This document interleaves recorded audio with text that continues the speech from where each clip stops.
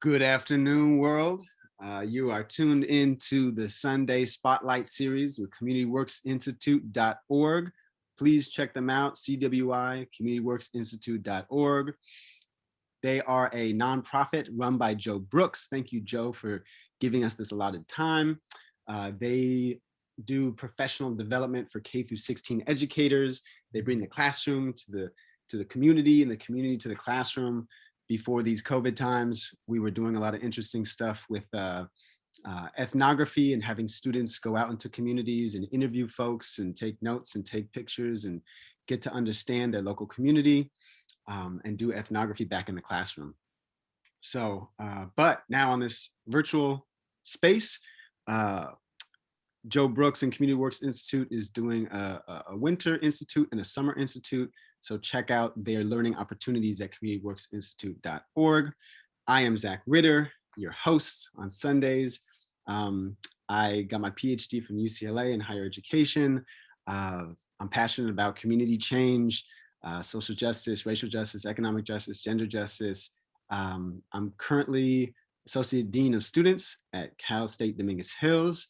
I was Associate Dean of Diversity at University of Redlands, where I got to meet this young man who is doing amazing things with his career and his life and his art and his activism. He was most recently at Hack the Hood. He's an artist as well, and I want to get into that and talk about some of your work. But I don't want to put words in your mouth. We have Jonathan Garcia here, and so introduce yourself. Who are you? What are you about, Jonathan? Thank you so much for being here. Zach, thank you for having me. Definitely will hop on a call with you, even if it's a random FaceTime. So if it's for a show, I'm just like, yeah, let's do it. Like it'd just be like we're on the phone anyway. Jonathan Garcia, he, him, his. I since 2017 have been working in the racial justice and technology space. Most recently at Hack the Hood as a senior director of programs and inclusion. Before that at AI for All, and before that at the Cape Horn Center.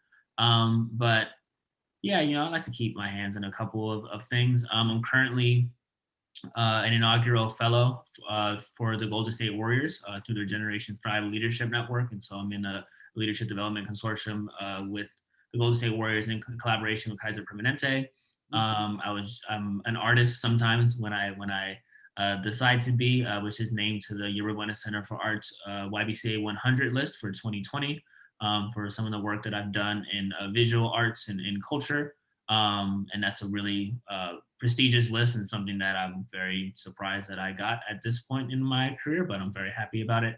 And yeah, like Zach, like you mentioned, we met in 2015, 2016, I graduated from the Johnson Center for Integrative Studies at the University of Redlands with the Bachelor of Arts in Advancing Culture.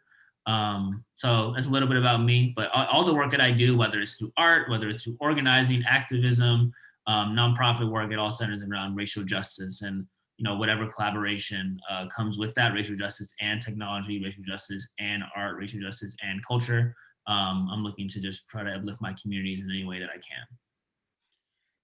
Damn, you're doing a lot, even since the last time we talked a couple of weeks ago. So tell us a little bit about the Yerba Buena thing you just mentioned, and also the Golden State Warriors, because yeah, I mean, you mentioned it before, but I don't know too much about it. Yeah. So for the Golden State Warriors, and Kaiser Permanente, they have it's like a $5 million like project collaboration, some like insane figure like that, that is manifested through this nonprofit called Generation Thrive. And Generation Thrive has 3 programming elements to it. They look to empower and uplift the Bay Area through education, through health, and through nonprofit. And so the first thing they're doing with the nonprofit sector of their work, or the nonprofit streamline of their work, is they just launched a leadership development fellowship. And this is for Bay Area leaders who work in nonprofits that serve youth, but also for leaders that are less than 5 years of professional experience. So the application went out. I hit all of those marks, applied, and was really fortunate to get in. And so I've been in it for, I guess, a month and a half now. There's 24 of us in the fellowship program. And like with everything with COVID, it's all virtual. We're on Zoom calls. But we have monthly sessions. They're like all day, 9 to 4 sessions, just around leadership development. So that may look like, well, recently it's looked like different skills to facilitate meetings or different ways to go through interview processes, learning about different leadership styles. But it's a great program. It's one great tool to expand your network or expand my network with other like-minded Bay Area professionals, like my peers, and also the people that we're meeting through the fellowship. And it's also a great leadership development tool. I think a lot of times, at least for myself, and maybe other young leaders of color, um, kind of feel like you're just figuring out as you go. Kind of just like I might watch a YouTube channel here and there. I kind of like have an idea of what a good leader is, but not really having a network and kind of looking at least for me, looking at networking or um, professional development trainings is like really kind of something that's not for me. This has already proved to be a really insightful tool to kind of help specifically hone in my leadership skills instead of me just kind of thinking I'm a quote unquote natural leader, which I don't know if that really exists. So the Golden State Warriors Leadership Fellowship is great. I mean, it's also an NBA team. I'm a big NBA fan. It's great to rep the Warriors. Um, and then the Yerba Buena Center for Arts. The Yerba Buena Center for Arts is an institution in San Francisco. They've been around since 1994, I believe, and have gotten international reach since then. They're a wonderful art institute and museum.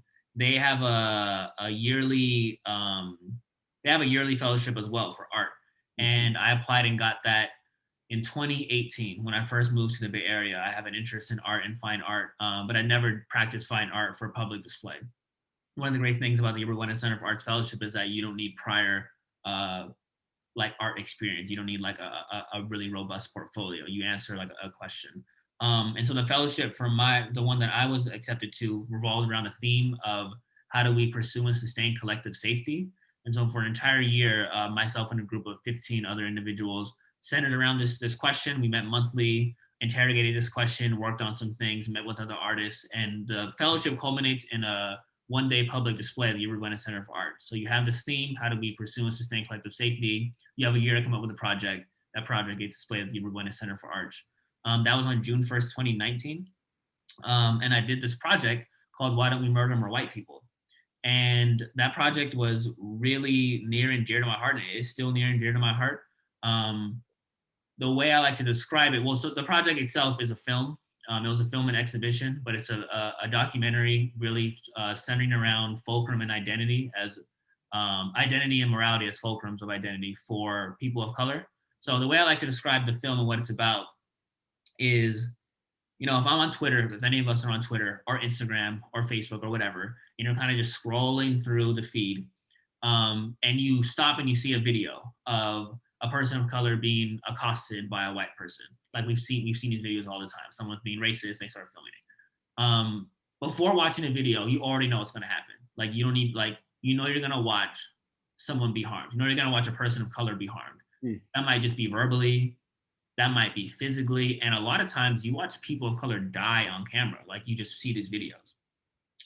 Conversely, if you're scrolling through the timeline and you see a video of a person of color, you see a video of a white person being recorded by a person of color. So say someone's being racist to me, I pull up my phone and I'm like, you're being racist. So you're seeing it from the view of a person of color.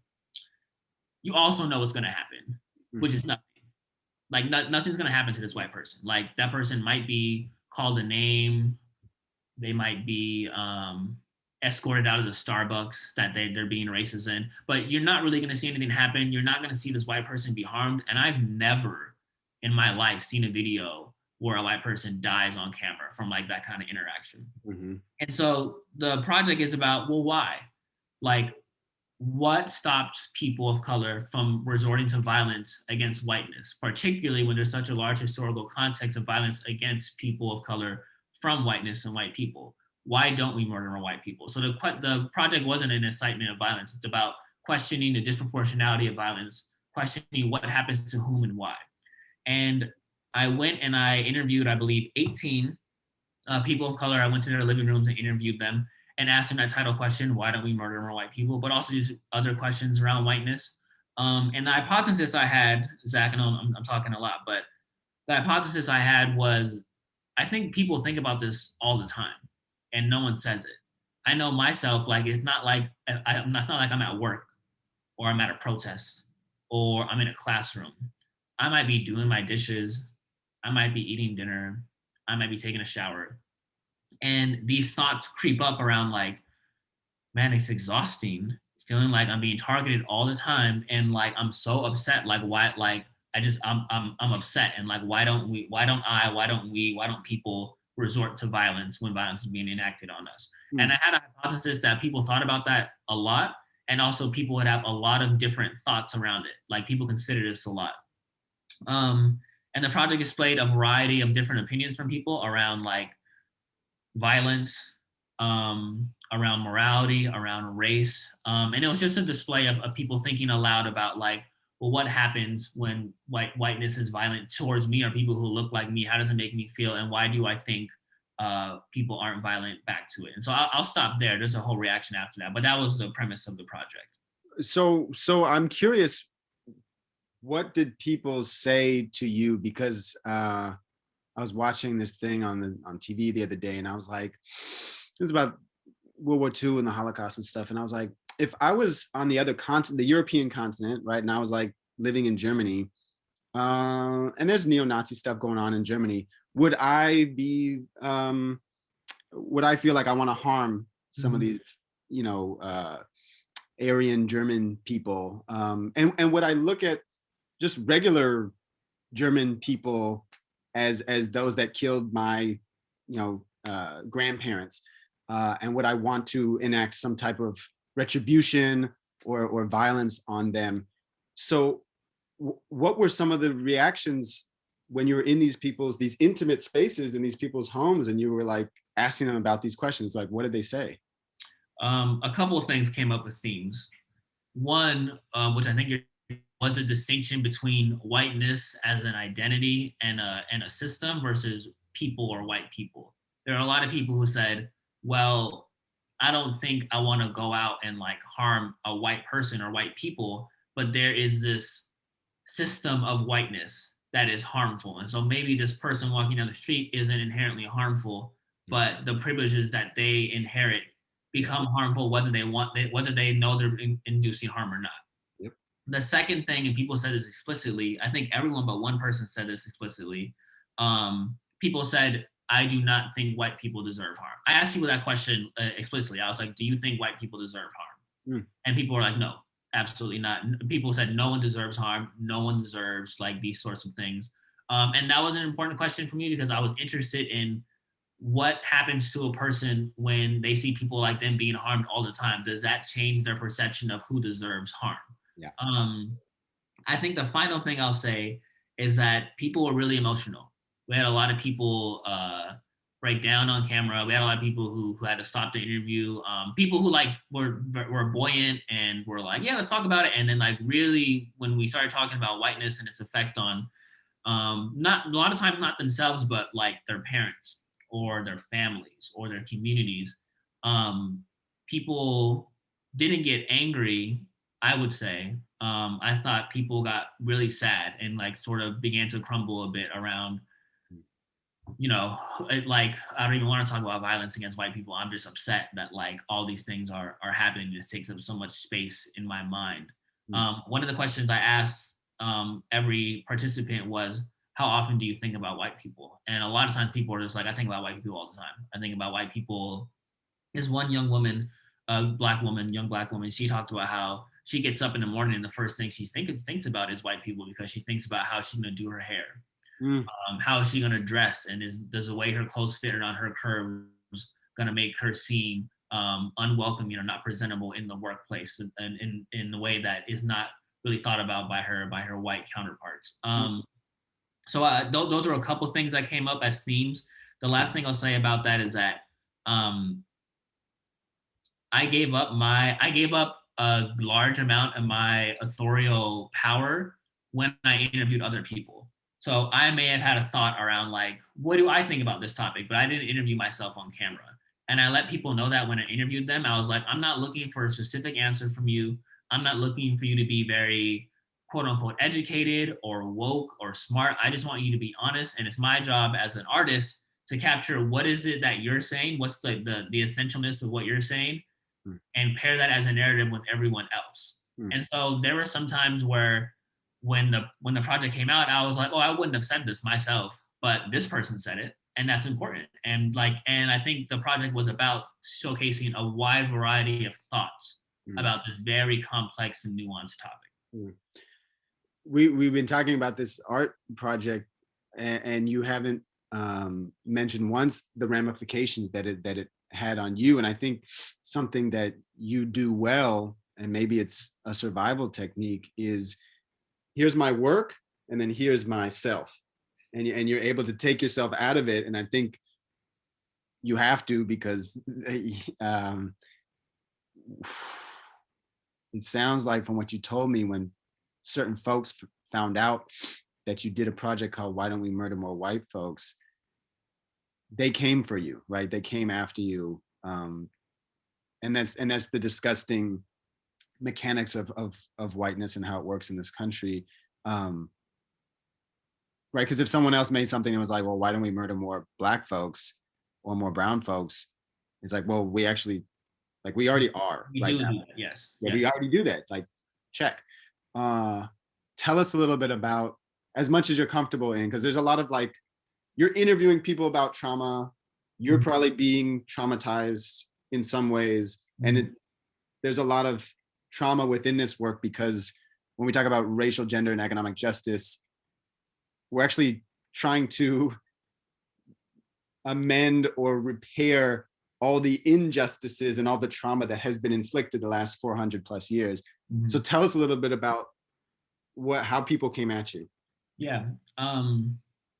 Well, I think to start, and we did kind of go, really fast into the project. I think the first thing to say is that I take art really seriously. I think I take art more seriously than anything else. I love art. Like, I'm the guy who, like, you take to a museum and you see like a dot on like a splotch of white paper and people are like, I don't get it. And I'm like, oh my God, like this is great. Like, I love art. I'm a beneficiary of art. I'm a scholar of art. Um, and this is my first time being a participant. This is my first time like having a museum say, we want you to do something. And I took it really seriously. I kind of take myself kind of too seriously, I think, but um, I took it really seriously. And so this is my first time doing anything. And so I just wanted to do my best. That was my only goal around, like, I want to do my best. I want to contribute something that I'm proud of, and I want to make something that feels like me, that's honest. That question, why don't we murder more white people, is something I say in our home all the time. It's like something me and my partner talk about. And so it felt right. I think because of that, like, tunnel vision lens around, like, I'm just trying to do my best on this project and I want to feel this, I think I was pretty naive about what the reaction would be. I didn't think about it, and I think when you're a creative or an artist, which I'm just starting to call myself an artist. I'm like practicing being like I'm an artist. I think when you're making art, you really can't think about the feedback. It's not a good place to create from. It's not a good place to think about, like, well, how, like, you just kind of want to make. So I try to stay in that mind frame. So I posted on social media.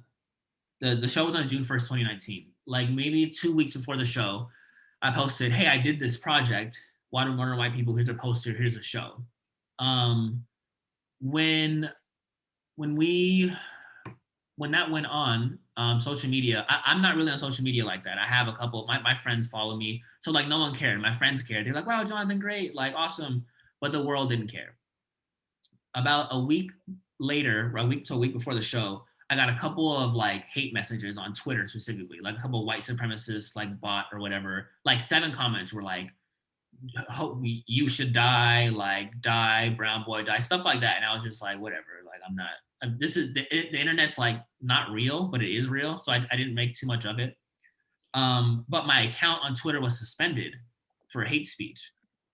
And I was like, I wrote I disputed the claim, and I was like, hey, so this is an art project. It's sanctioned by this museum. Here's proof. Also, you should look at my comments. People are threatening my life, but didn't work. And I had to take down the poster to have my Twitter account put back on. So I was like, whatever. My show's happening. I don't care. Show happens, and it goes really well. And a lot of people are at. This is a show that has about 30 other projects at it as well. and all those artists are really talented. But like my section of the museum was like pretty popping the whole time, and like it's a grabbing title, and people were there. So that's the end of the fellowship. Fellowship ends, you have 1 day show and you're done. But the Year One Center of Arts was like, hey, we really like this project. Would you want to have your own solo show? We'll keep it up. And I was like, oh my God, like this is a dream come true. Like, yes, like absolutely. Like this is so great. And that ran from July 27th through August 28th, like a month later. So month passes, nothing happens. I post on social media again. Hey, now I have my own solo show. My friends once again, Jonathan, that's great. We're so proud of you. Once again, the world doesn't care. The show ends August 27th. 2 days after the show ends, August 29th, it's a Tuesday. I wake up and my phone is blown up overnight. I posted a trailer of the film on Twitter from May, the very first time I talked about. It had 300 views that night. I woke up on August 29th. It had 300,000 views. That post on Twitter had 400 comments. Every single one are death threats. Every single one. There's Reddit streams like linking my video. There's YouTube videos made like InfoWar style, people being like, terrorist Jonathan Garcia wants to kill all white people. I have a bunch of like right-wing blue check verified Fox News Twitter people like coming at my Twitter being like, this is horrible, but like it goes crazy. So I take a shower and go to work. I'm like, I don't really know what to do. I'm just gonna go to work. Yeah, take a shower, go to work. I go to work, and my job at the time, the Cape Horn Center, they were aware of the project.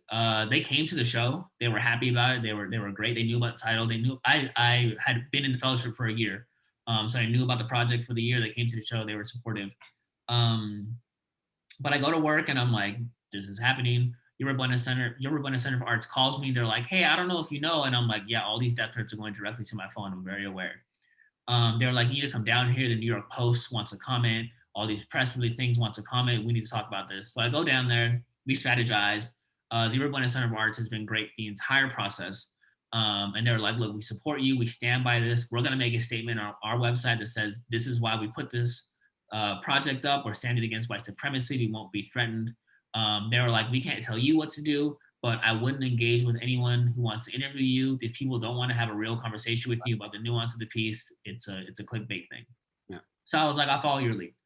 I go, and they're like, but you know, our building is getting threats. You're getting a lot of threats. Like, you need to be aware of this. Cool. Go back to work. Tell my HR department at the Cape Horn Center. The Cape Horn Center is a racial justice organization in Oakland. Let them know about it.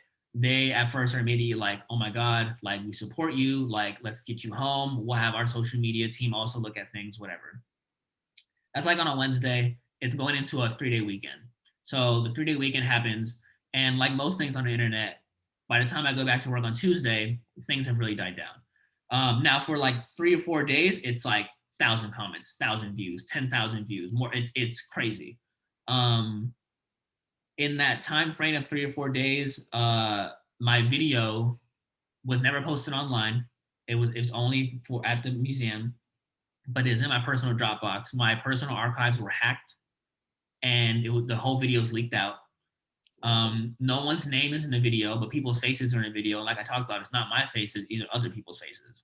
And so I need to make sure I'm telling people, hey, like, this is what's happening. I'm so sorry. I didn't post this video. Like, my stuff was hacked. Your name isn't compromised, but you know, we're looking to make sure. So stressful time. I get back to my job at the Cape Horn Center on Tuesday, and the whole narrative shifts, and people aren't talking to me. And I'm told that our founders are upset about the bad press, and this might not look good for their bottom line, and this isn't the type of racial justice that we're looking to have. And for the next 2 weeks, I'd say it's a pretty like standard institutional gaslighting sort of situation. I'm pulled into meetings, I'm left out of meetings. But it boils over because about 2 weeks after all this, and really by 2 weeks, nothing is happening. No one's commenting anymore. It's the internet. No one cares anymore. But my stuff is still out there, but like things have died down. I get pulled aside by my manager and some of the leadership, and They're like, we're taking it seriously. We have someone from former Secret Service who's been looking into these claims. They think they're very serious. They want to come down and talk to you. We've been having talks about safety for the past 2 weeks. Um, but you might want to like go back to Southern California for a couple of weeks to hide out. We're not exactly sure. Also, we know we haven't been talking to you in the past 2 weeks, but how are you doing? Like, and I just was like, this is weird. Um, so I mean, in that time, I really wasn't supported by the organization. I would say people stopped talking to me. There were lots of conversations that they told me about they were having about safety. I Mm. wasn't in any of those conversations, and it's everyone's safety is important. I would say my safety was most compromised. My name's on it, my face is on it. I wasn't in any one of those meetings, and I was just like, this isn't going to end well for me. I think I can just leave. Like this seems like I'm being pushed out. Mhm. Um, and there are a lot of people at that organization that really helped me in that time, but there was a larger leadership push that seemed to not like all the fray. I that but at the same time, that's an art piece, and the art piece was still moving. I've been accepted to other film festivals for it. Mm. My employer called those film festivals and asked them the film to be pulled without talking to me. Um, so it was a lot, man. I'm forgetting a couple of things, but it was a storm. But I ended up pulling the video from other things. I didn't post it online. It kind of all erupted. I lost my job. I was working for the Obama Foundation at the time, or working with the Obama Foundation at the time through my job, and that stopped happening. Not because of the Obama Foundation, but I stopped working at the job that had a connection, and things weren't crossed. And so for the end of 2019, this was happening, like November 2019, and everything kind of blew up. Well, first of all, I'm sorry that that shit happened. Uh, and I think some of the stuff that you went through at Redlands kind of maybe prepared you a little bit for some of this stuff. Unfortunately, um, how did you like stepping back from all that? Like, how did you process it, and what did it make you? I don't know. Yeah, how did you feel about all that? We never actually talked about that. Because you're good again at like, this is what happened, this is all these terrible things, but you kind of like separate Jonathan. I handled it very poorly.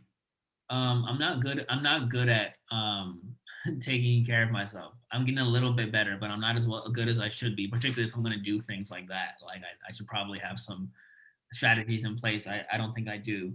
That was really hard for a couple of reasons. That happened in October of 2019. I ended up being unemployed until January of 2020. Mm. And so sudden unemployment, particularly for someone pretty young. I'm pretty young in my career now, I'd say, but particularly then was rather young in my career. Did not have the financial stability I wanted to make a move like that. Mm. And so financially, it took a hit. Um, I had a lot of people I really looked up to in that organization and really, really like had a lot of love for. I felt like really just turned their back on me and like really kind of leave me out to die, literally. And that was hard to reconcile. Mm. I had this art thing that I when they told me I had my own art show, that was like the best day of my life. Like no Mm. cap. Like I was like, oh my God, like this is a dream. Like I've always wanted to do this. And that whole process turned that into like a really sad day for me.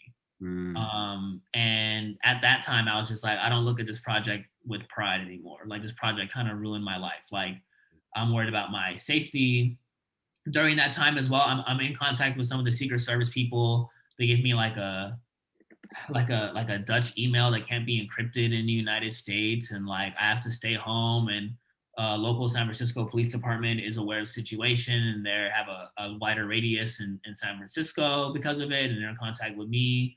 So my safety is compromised, which um, not that I don't care about it, but like I live with people. My partner's safety is compromised. Is our address on the internet? Um, Other people are in the video. Like, are they being identified? Are Mm. they like? It was a lot, and I really had a hard time with it. But I also feel really thankful that I didn't, even though I look back on that project with not a lot of pride, I didn't regret it because I Mm-hmm. really meant it. I mean, and it's one thing to that title could be looked at as a sensationalist title, and it would have been. I mean, it would have been horrible if like I just was trying to get like tweets and then it happens and I'm like, damn, Zach, I didn't even really mean it. Like I just was trying to, but that's not how I felt. And I was like, you know what, all this bad stuff is happening, but I think this is important. And like you talked about, and some of these tweets said, people are like, well, what, like, could I make a project called Why Do We Murder More Black People or Why Do We Murder More Brown People? And it's like, no, because that's the world. I go outside every day and that's what happens. And I thought that um, it was validating in a sense to be like, not not violence, but the proposed framework of why violence happens incited the omnipresent guilty white imagination. Not actual violence and not a call for violence, but a question of why violence is what sparked this. And even though all this stuff was going on, I was like, you know what, this is important. And at this point, all I have is like to stick to is this like decree, and so I'm gonna double down on it, and that's why I left the job. That's why I was just like I think I'm right, and there was also I think last thing I'll say was important. I had a lot of support. I have a lot of people who love me. Like a lot of people who like really really love me, and people reached out, people called, people came over, and I was really fortunate to have that in that time. But it took me a while, and I feel like just now that again I got this award, that's why we say 100 for that project a year later, Mm. gives a sense of closure because I was just like, this project is done. It messed up a lot of things and set me back, but it's really propelled me. Everything that's kind of come from that time has been better. So even though it was very rocky in the beginning, just from an art perspective, I mean, I'm recognized on this list that like has Hmm. Janet Mock, Hassan Minaj, Greta Thunberg, Lizzo, Abby Wambach, Cat Brooks, like all these people that I don't deserve to be in the same sentences. Like I get to have some sort of proximity to because of this project, which makes it all worth it. But during the time, it was it was a lot. I wanna ask you a lot of questions. Do you? We never talked about this. Do you believe in like higher spirits or like a 100%. guiding path? Yeah. Okay. Okay. Do you like subscribe to a certain religion, or you're just like, No, I mean, I was. I'm not gonna say I was raised. I was baptized Catholic, but like yeah. I didn't really. I can count on maybe one hand, if not two hands, the amount of times I've been to church that's not for like a funeral. Mhm. Um, but we didn't go to church. I haven't read the Bible. I've tried to read the Bible. It's a little too boring for me. Like Little I've slow. tried. I'm just kind of like I can't. I'm trying to just at least from a historical context. I'm like let me try, and I can't. But I'm a big believer in God or whatever we'd like to call this energy, and I also think that I'm blessed and highly favored. I don't Yeah. have any explanation for it, but yeah, I strong belief. Not a prescribed religion, but in a higher sense, yes. Yeah. I would concur with that. I had a dream the other day that was like this kind of like voice narrating about religions, and they were like, oh yeah, it's like a plug that you just plug into the wall. You have to plug into the energy source. Yeah. I was like, that makes a lot of sense. That's for real. So there's been some kind of guiding force there with you with this what seems like a tumultuous career thing and a white lash thing, and then now there's like new doors opening when these other doors have closed. Has it tarnished your uh, thinking or made you a little bit cynical about different types of institutions, and maybe that's not where you're supposed to be? Um, I think I was pretty cynical to begin with. I think I'm a kind of a cynical. I like to think I'm a realist more than a Yeah. cynical, but I think that for better, for worse, I mean, truly for better or for worse, I think I have a pretty strict line of what I'm tolerating, in particularly in professional spaces. Yeah. Um, like I mentioned earlier, I think I take myself pretty seriously, maybe too seriously, and particularly for work. I give a lot to my work. I think work gets the best of me. I think work gets better than me than my personal relationships, like in my family, in my romantic relationships, in my friends. So that's a sacrifice. So why? So why so serious, and why work over everything? Probably because I come from an under-resourced community, an under-resourced neighborhood, and an under-resourced household and family, and so external validation is something I've always seeked out. Like even in school, and I think we see this a lot for students in from under resourced communities. Um, Sometimes it can be a detriment, and sometimes it's like I'm trying to get every award ever. Like I'm trying to get all the praise here because like this is where things are at least a little bit equal. It's like, okay, I'm in the classroom, I can be smart and I can be praised here, and maybe I'm not getting what I need at home. And I have a great family, but like there are things that so many people have to go through, myself included, that there might be some hardship around what we're eating tonight, but I can come to class and get a perfect score on this multiplication table like test, and I can feel good, I can feel smart. And I think that translates into a professional career, which I'm trying to unpack now as a young adult around like maybe don't have the healthiest relationship with work and validation, but I think that there's a deep rooted need for it. And then I think there's a just a communal need for it. There's a lot to do. There's a lot to fix. There's a lot of people suffering, and I like to think I'm at least a little bit talented, and I want to try to use that as much as I can to uplift my communities. And so for work, like that's the kind of work I'm doing, and at the same time, probably because of that, and I'm a cis heterosexual man, so I have a lot of pride. And I'm taught to have a lot of pride. When I feel disrespected in a situation, I'm pretty quick to let people know or leave. And I like to think that I give a lot of respect up front. I try my best to give a lot of respect up front, a lot of thought, a lot of myself. And when I feel like that's crossed, I don't have a problem in workspaces doing what I need to do to try to do what's right or leave. Particularly because if I'm going to be sacrificing so much and try to have a strong resume, like why am I going to be miserable in my work setting? It's like I'll go find another opportunity. I'm going to bet on myself and try to figure it out. That's a little maybe erratic, but it's kind of the best thing I got going for me. So, well, I think you're a lot bit talented. And I think maybe I want to ask you a question. There's a buildup. Some of the seriousness is possibly a reaction to the chaos and destruction of the world. yeah. And so in light of all this chaos and all these hateful people, both online and just in lived experiences, like they are looking and waiting for you to screw up. Mm-hmm. And then you have to be the most like contained, most professional, most giving, most, and that can get very, very fatiguing. That's what it was like at Redlands. Yeah.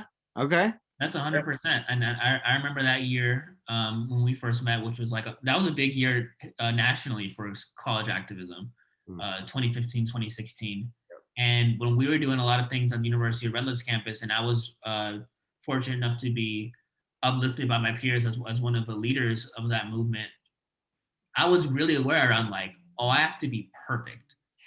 Like I have to be perfect because anything that happens is going to detract from what we're doing. Like we have to be perfect in these meetings. We have to be perfect with admin. We have to be perfect with the activists. We have to be perfect with the press. We have to be like there isn't room for error. And I think a lot of times, particularly people of color and students of color, you don't have room to make mistakes. Like you don't really have a safeguard to make a mistake and learn from it and pivot. Like you get one chance.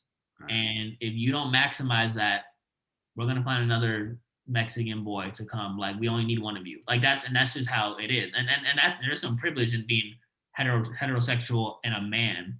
Like I can't imagine like for any woman or anyone who doesn't identify in the binary, or for people who are Black or even indigenous, like those are small windows of opportunity. And when you get that window of opportunity, like there you you don't want to give it up. And so sometimes that means being perfect. Sometimes that means toning it down, whatever that, like, there's a lot that goes into, I finally got here.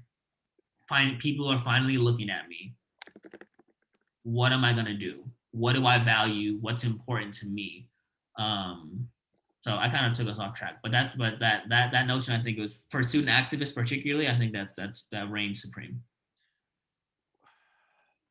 Well, no, I don't think you took us out track, because I think you're leading us right into where we're supposed to be, and that is, with a lot of my guests, I want the K through 16 educators who are listening to the session to learn. I mean, this is kind of the Joe Brooks ethnography stuff, where they learn from your story, and then they try to take some lessons back into their classroom, because they're working with young Zack Ritters, young Jonathan Garcias, young, you name it, like Emma Wade's, right?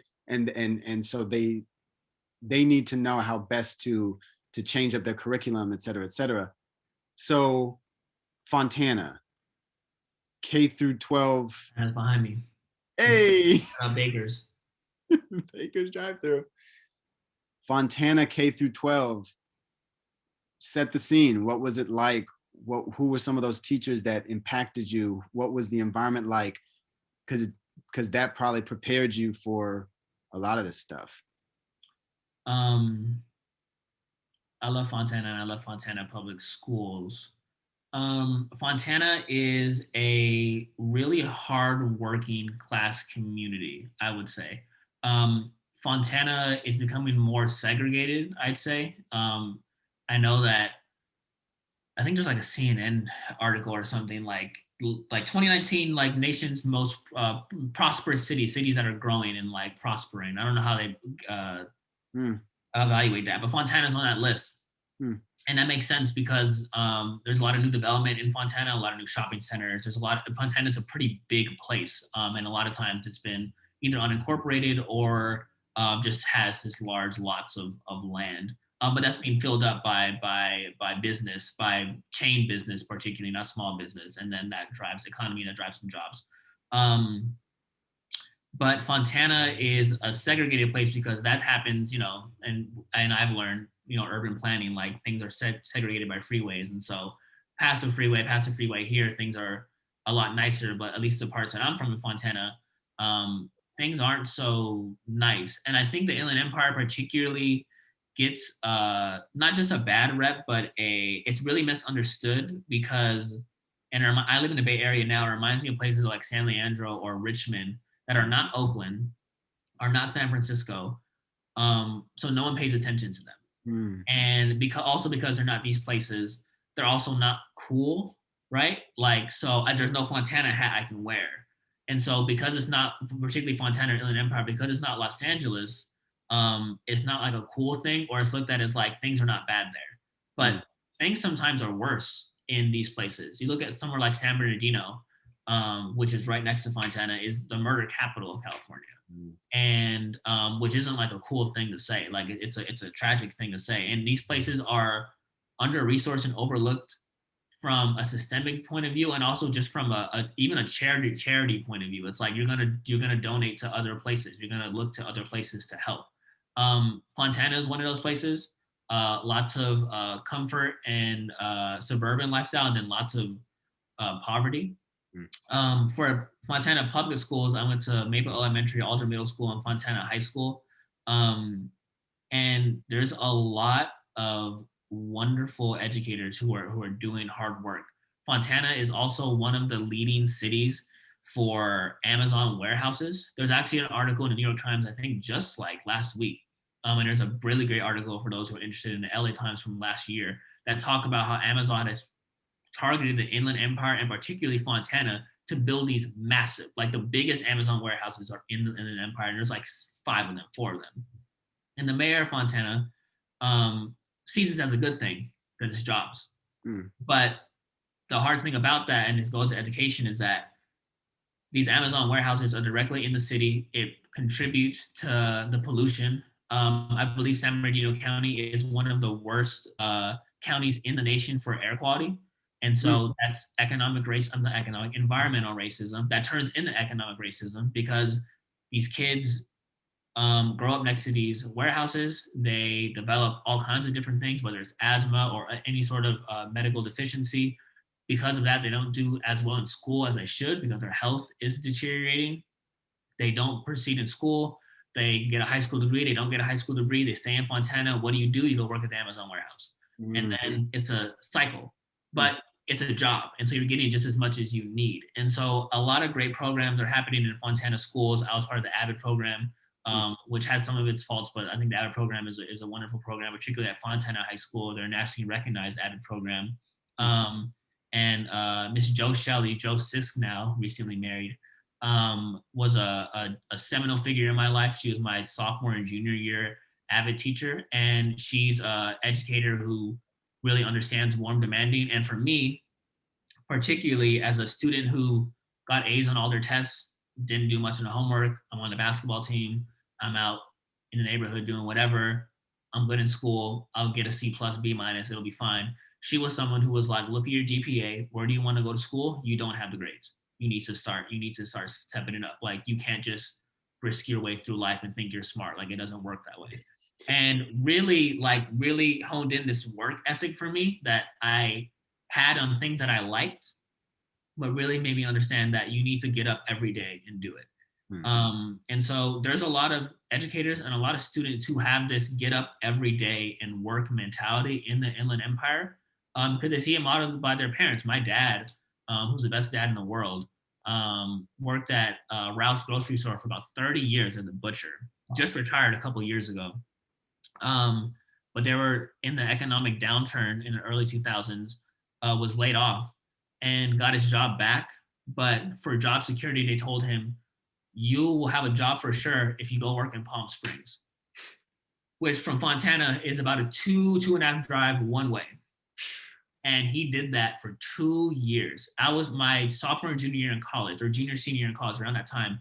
He got up at 4 a.m. every day, drove to work 2 hours, came back to, like, did that every day to make sure that, like, we had a home. And it was just me and my dad and my brother Marcus at that time, because we had been evicted right before that. So housing stability was a big deal for us. And so seeing that, I was like, I started getting up at 4 a.m. I was like, well, my dad's up, I'm up, and I'm gonna do this homework, I'm gonna do that. Like, and that's, I don't have a singular story. It's not like boohoo me. That's a lot of people. That's a lot of people in Fontana, particularly. A lot of people in the Inland Empire, their parents drive to Los Angeles or drive to wherever to work and then come back just to make sure that their students, their children are the first in their family to go to college. And so there's a lot there. So that's a lot to say. But I think for our education systems, there's a work ethic to tap into for these students, for these populations. And there's a lot of great educators and teachers who are doing that in a culturally responsible way. Joe Shelley is one of them. Miss Jennifer Escobar in high school was a great Miss Costa. I could go on and say other people who influenced me, but that's a picture in the landscape, as I would say it, for Fontana. Thank you for laying that out. I think you really laid that out for our listeners. Where did you get this type of thing with this, like, Renaissance man thing? Because sometimes I talk to you and you're just like, you don't seem to have a lane, right? You're like, you can go hard on racial justice, economic, gender justice, and you can, like, I mean, you could basically, like, do my job, right? Like, and just educate people about those things on a college level. But then I switched to some other topic and you're like, oh yeah, I was like, were you like working for like Apple or something? I was like, yeah, I was like making music and stuff. I was working with Apple Music, yeah.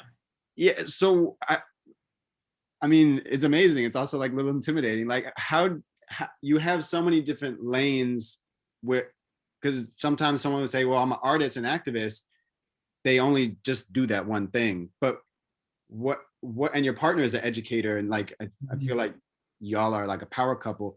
How do you develop this whole Renaissance man, like all these different lanes? On good days, I think it's Renaissance man. Sometimes I think I should just focus on one thing and like maybe progress as much as I'd like to. Where? I don't know. It's not like I had like many models of this. I think the future of work is changing for my generation. So I want to zoom out and zoom into me. So we're all like freelancers now. and not just in the sense of like I'm a freelancer journalist, Hmm. but like this notion of like I'm gonna work for this company for 20 years and retire, like that isn't happening anymore. Like that's not gonna happen. Like you go and work, and whether it's nonprofit or corporate, you're like if you're at a place for like 5 or 6 years, that's like considered a long time, right? Would you agree? I feel like that's considered like kind of a long time. And so I think this like necessity of being able to have like adaptable skills is important. I think that's happening. I think the internet accelerates that. Um, I also just think that I try to stay really curious. Mhm. I try to stay curious about how things work. I have a lot of interest. I like reading and listening to people who just love what they do. Hmm. And I have a unfounded confidence that isn't always a good thing, but a lot of times I'm just like, oh, I think I could do that.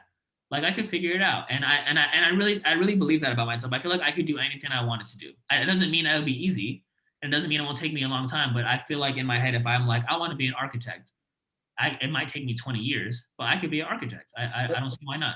Isn't that the joke that people say like someone has the confidence of a mediocre white man, right? Like, Yeah. Yeah, how, I guess, yeah. Well, one, I'm a man, and so I'm also bred to have some confidence in my abilities, and that's important to note. yeah. Um, but I think that there is, I'm curious, and I also just, I really want to have a big impact, and I think the problems I'm interested in are multifaceted, and Mhm. so there needs to be multifaceted solutions. I'm not in the camp of solutions all the time, but I do think I'm someone that um, just wants to go into all kind of different spaces and be able to to help. And also, I'm 27 right now. I I feel like I'm just starting to figure out things that I'm good at. Like I think there's a lot of different things I could try to do in the next 20 years. I'm sure. So fast forward, you're 110 years old. You're looking back on life. I don't want to be 110 years old. I just, Why? Why? that's kind of scary. It I doesn't don't scare. It know. doesn't scare. Yeah, no, we'll just stick with it. I'm not gonna go into that. Only got a couple minutes left. But okay, I'm Okay. 100. I'm 110. You're looking back on your life, and what are the things that you want to be like? I did this. Me and a community did this. This art thing happened. This, blah, blah, blah, blah. What are the things you want to look back and be like, we built this? I think when I was a bit younger, I know I'm still pretty young, but I think when I was a bit younger, I definitely had a list of things. I want to be on X list. I want to like have this title. And I think I've really worked hard the past couple of years, like 2 years, very recently, to really be like, it never ends. It's never going to end that way. There's always going to be something else to try to go get. There's always going to be more money to make, another publication to recognize me, another award to get. And those things will always be important to me. Like validation, like we talked about, is very important to me. I'm trying to stop, but it'll always be. But I think what I'm trying to now look at is just, I just want to do what I want to do. I want to have freedom. Like I want to feel like I can look back and say everything I wanted to do, I did, and I didn't let something stop me, or particularly didn't let myself stop me. Like I went out and tried it, and I did it. And at the end of it, the sum of those efforts are an enhanced life quality for my communities of color, communities from impoverished areas, Fontana particularly. Like I want to be able to say I did whatever I wanted, and what I got from those things, I was able to share with my communities. You And want just to, trying to be, and I think just trying to be happy. I mean, that's the hardest thing in the that's, world. I mean, it's like I'm trying to be happy. Like, so what is, people don't usually say that. And I think it's really important. Why? I mean, why don't people want, like, what would make you happy? I don't know. I know, but I'm finding out what doesn't. And I used to think we talked about like Apple Music. I was a Apple Music intern when I was 19. I was the youngest intern in iTunes history. They told me that. And I remember applying for that, and that was a really hard time. That was a year after we got evicted, and I was applying for that during that eviction process. And I remember thinking explicitly, I was like, if I get this, I'm gonna feel better. And even on my worst days, I'm gonna remember I was an Apple intern, and I'm gonna feel better about myself. And how stupid was that? Like, that doesn't make any sense. But that's what I thought. And I continue to think that way, even though I found out that wasn't true. And I feel like a lot of times, because we're under a capitalist society, people and folks, like, we think that these things, we spend so much time in work that like what comes from it is gonna help us. But I think this pandemic has shifted a lot of people's thinking, and certainly shifted mine, where it's like, this is not real. I'm gonna hop off this call and get back to my real life with my partner, and we're gonna have lunch, and I'm gonna spend some quality time. So I don't know if I know what's gonna make me happy. I'm starting to figure out what doesn't make me happy, and it is just endless pursuit. Parts of it make me happy. I think the end of it won't make me happy, but I need to enjoy the process, the work, the lesson, doing the work. Like, that needs to be enjoyable. And if that isn't enjoyable, and I'm just trying to find enjoyment in the end result, I'm going to be disappointed. Do you want to have a family? Yes, absolutely.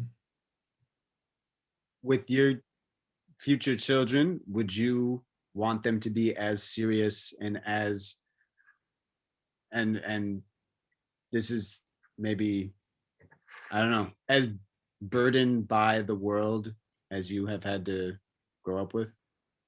No, but I'm a person that doesn't think that the issues we're working on have solutions. Like, they just will adapt and morph, and like hopefully they get a little better and a little easier. But like, they're if not, new things will pop up. And so I'm not looking for um a pie in the sky vision for my children, because I don't think like, it's not gonna happen. I could be wrong. I'd love to be wrong. I don't think I'm wrong. I want my children to just understand what's happening, have like a wide view of like, here's why this is happening, and here's what I can do about it. And I want them to be able to find those pockets of freedom Mm, in their life a lot easier than I did. Part of that will be the resource that I'm able to give them that I didn't have. But part of that isn't resource bound. It's more, mentally bound. Like, how are you able to think about your contribution to the world, and how do you take yourself seriously versus saying I can't do everything. mm, Um, I'm trying to figure that out. I'd hope they have an easier time figuring that out. mm. Pockets of freedom. You and I got to we wrote another article about Afrofutures, and we got to write an article called Pockets of Freedom. Um, Before we go here, we always nerd out, you and I, about history, politics, race, all of it. I mean, so Trump got voted out. Do you have some type of, uh, are you hoping this new government does something interesting specifically? Um, yeah, I do hope that happens. And I do think it is happening. I'm definitely not someone who's just like, same president, same thing, different president, same thing. It's like, it's not true. Right. People have died.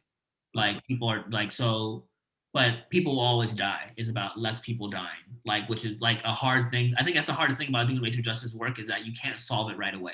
Yep. You can only make it minimized, and then people will criticize you and say you're not doing enough, and they're absolutely right, because you're not doing enough. Like, we need more, but we can't get more right away. Specifically in terms of policy, um, I don't have a, I think it's important to, I just don't have like you talk about Renaissance man, I don't go into like immigration, economics, trade, whatever. Like, I look at it, I try to look at it from a holistic view, which is around whiteness. Yep. I don't know if it's smart to ask or hope for a governmental agency to try to dismantle whiteness. Right. But I do think there are policies, stuff around like the 1619 project, or the race and ethnic, like, those projects are so important, because like they allow people to explore for themselves. And so I guess I'm hopeful that the government helps uplift some of these scholars and these people who are doing the work in the field and on the ground, and gives them the resources they need to create some of these disruptions and some of these happenings that are going on. Hmm. Do you think if you were living in Europe or Asia or in a different place, that some of this, that you might have a better life and wouldn't have to experience some of this stuff, or is it just going to be different stuff?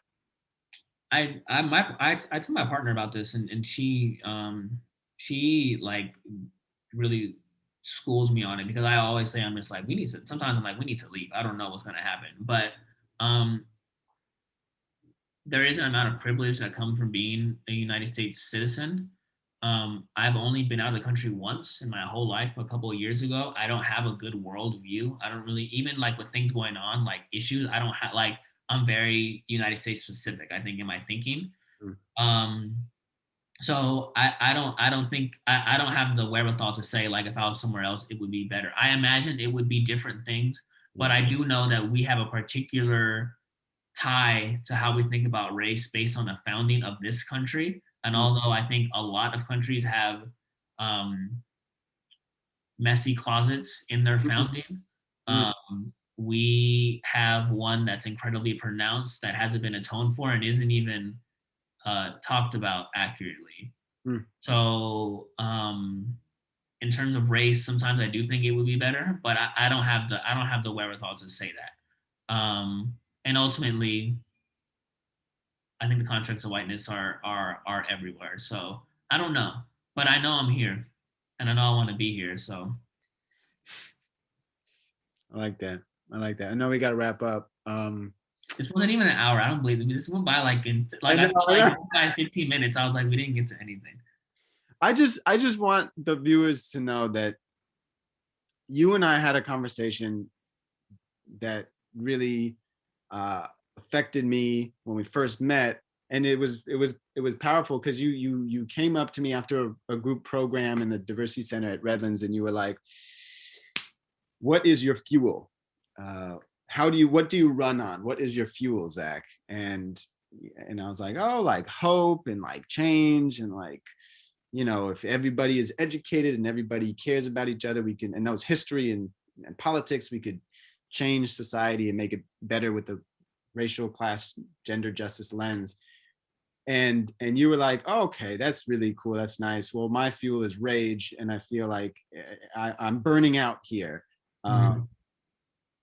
And that made me reflect that some of my fuel is also rage in other ways because of the genocide in Europe. But has that has that changed for you, or have you become an electric vehicle where it's like it's little rage mixed with this? It's changing. It's getting a little better. It is my I think I anger will always be the strongest emotion I have. Well, I don't know that. Who knows? Right now it is, and it's hard to imagine a reality without it. And I think also like as people, like we're taught to, and we're not privy to like leaning into our darker emotions, what I would call darker emotions. But I think it's important to. I find myself reading like theory by some of our like most renowned like theorists, like particularly around like emotional intelligence and race, around uh, like trauma that like kind of disavow anger, and I just like throw the book across the room, and I'm just like, anger is important and like it's valid. So it's changing a bit because I'm getting better at being like, I want to be happy, and if that's the goal, then like I need to figure out what to do with this anger. Um, but I think that being angry is really important, Yeah. because I think we're sold, particularly in a Christian founded or Christian refounded country, Uh, um, we're sold things like forgiveness and retribution and like I think we're sold it like to in a way that allows people to get away with things, particularly like whiteness. I think sometimes these concepts like are meant to keep us quiet in line for slaughter. huh, So huh, sometimes I'm just like, I don't need to forgive. People shouldn't be, not everyone should be forgiven. mm. And then sometimes I wake up and I'm like, you're trying to be happy. So if you should forgive someone. So it's hard. I'm working on it. But I think there's something there. I don't know what it is yet. That isn't a concrete statement, but I think there's something there. And I think that as I get older, I'm trying to like build a family, just be like, I want to be happy. I want to be in my home. I want to be feel rested. I want to feel restored. I want to be a good father, a good partner. And I don't need to be so angry about the country all the time because I just want to be happy with the person in front of me. But that's that double consciousness that lots of people talk about. So it's getting there. I think I'm getting better at unpacking it, but I don't have a solution. Yeah, no, that's interesting, man. I mean, yeah. Sometimes I have to catch myself because around Christmas time, I'm driving down the street and I'm seeing all like the Santa stuff. I'm seeing all like the Christmas trees and like all the Christian paraphernalia, and I'm just like, yeah. Sometimes the inner anger in me like wants to tear down that stuff because like okay, like the twisted form of like Catholicism or whatever is what led up to some of the genocide in Europe, and like the Catholic Church was complicit with Hitler. And then I have to like reel myself in. It's like some of these folks are just trying to be happy. Like they're Yeah. not Yeah, they're not linking themselves to like all that stuff. it's like you start saying that, and then the date in your passenger seat, Zach, is like, Zach, can we just are we still going to the light show at the Mission Inn or no? Are we just going home? Like, and it's like, oh, yeah, I can stop.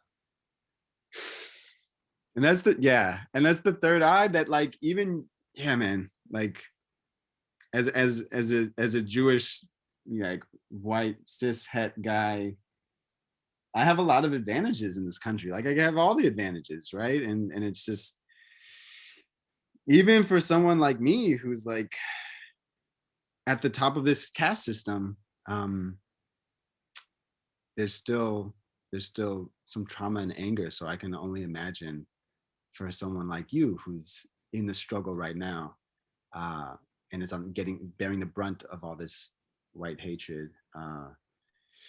Yeah, I'm sorry you're going through that, man.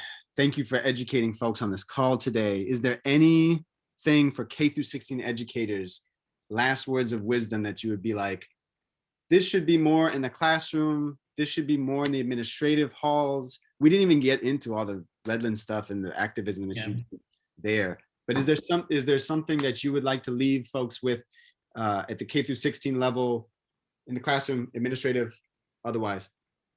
Just as someone who's not an educator but dates an educator, my partner is a 5th grade bilingual teacher. You are doing a great job. Like I'm not gonna come and criticize people who are working in the classroom, because that's a really hard job. So thank you for everything that you do.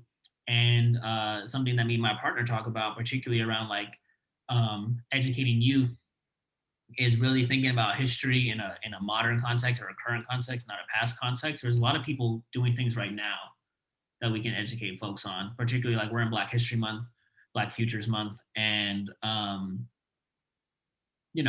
it's like the Avengers of people that people learn about: Rosa Parks, Martin Luther King, whatever. And like and those people are important. There's a lot of people right now. There's a lot of authors, artists, athletes, scholars. There's a lot of people doing things right now that are important to teach folks about, because that's cultural capital. So when I got to college, there's a lot of things I didn't know about that weren't like historical, but were like in the 80s, the 70s, the 90s. And I'm just like, oh, like that's a different level of like, oh, I haven't been taught this.